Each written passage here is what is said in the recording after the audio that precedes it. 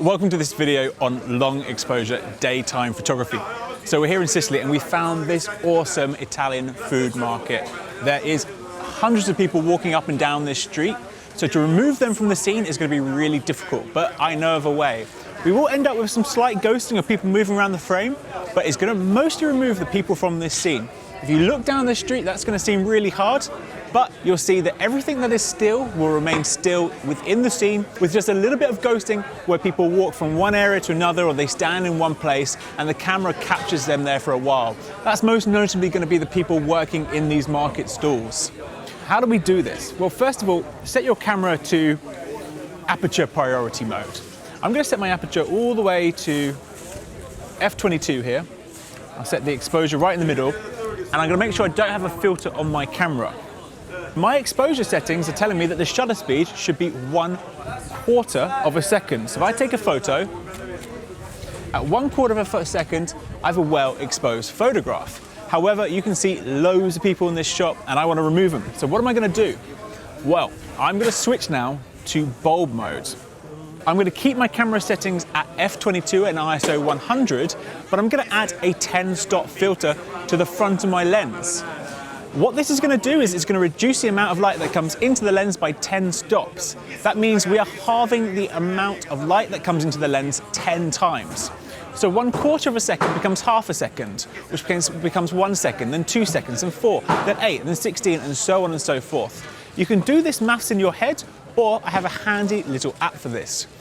If you've watched the video on apps for long exposure photography, you will have seen this already. But how it works is you go into the exposure settings here and you calculate shutter speed, set up your aperture, your current shutter speed and the ISO for that well-exposed photo on aperture priority mode. And then you go ahead and select the aperture and ISO again, only this time you adjust the number of stops. So I could do 6 stops if I want to use my 6-stop filter, which would be a 15-second exposure, or I can change it to 10 stops, which would be a 4 minutes and 16-second exposure. I'm going to go for 4 minutes and 16 seconds here. So now that I know my camera settings, I'm on bulb mode. I'm going to use my intervalometer to set a 4 minute and 16-second exposure.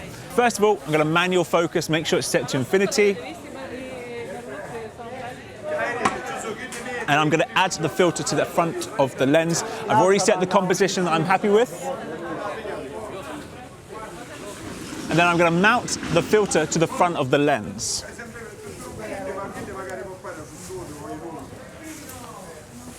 With the intervalometer plugged in, I'm going to go to the long setting and I'm going to set 4 minutes, and I believe it was 16 seconds. And with that set now, all I have to do is press start. And that started to take a photo and it's counting down from 4 minutes and 16 seconds. When that time is complete, the photograph will be captured and I'm going to see a long exposure with the majority of these people removed from the scene. As I mentioned before, there will be some ghosting throughout the scene. There are going to be some people that are going to be standing still in one spot for about a minute at times where they're purchasing some fish or they're purchasing some vegetables.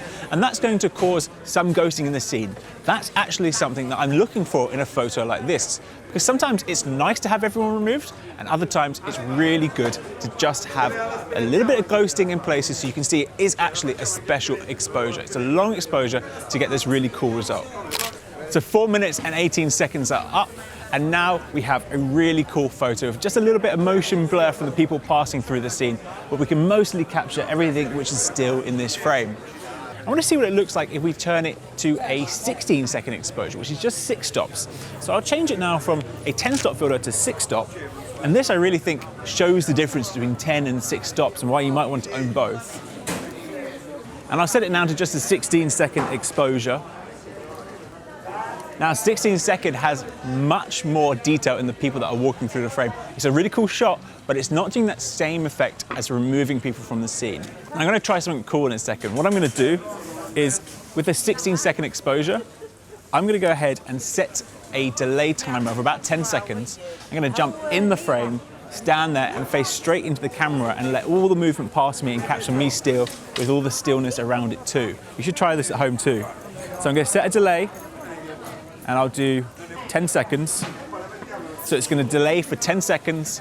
then capture a photo for 16 seconds. And I'm just going to go run and jump in the frame and stare straight into the camera.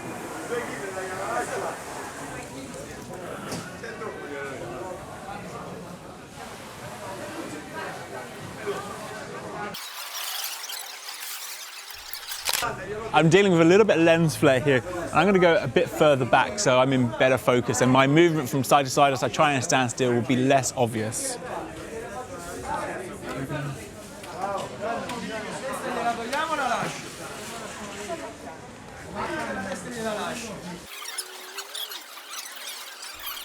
Yeah, a little bit of ghosting from myself, my movement, and a bit of lens flare on my face. I think you'll agree, it's a pretty cool shot.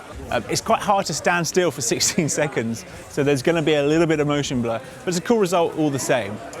I've really enjoyed this process of standing in this market and capturing these people walking past. It's such a vibrant, lively Sicilian market. There's people selling fish and vegetables, and there's noises, and there's a cafe here. It's a really cool place to capture photos, and using this method is a nice, interesting way to capture that as a bit of a holiday snapshot, or just for the creative effect that it produces. Thanks for watching. If you have any questions, please go ahead and leave them in the comments below.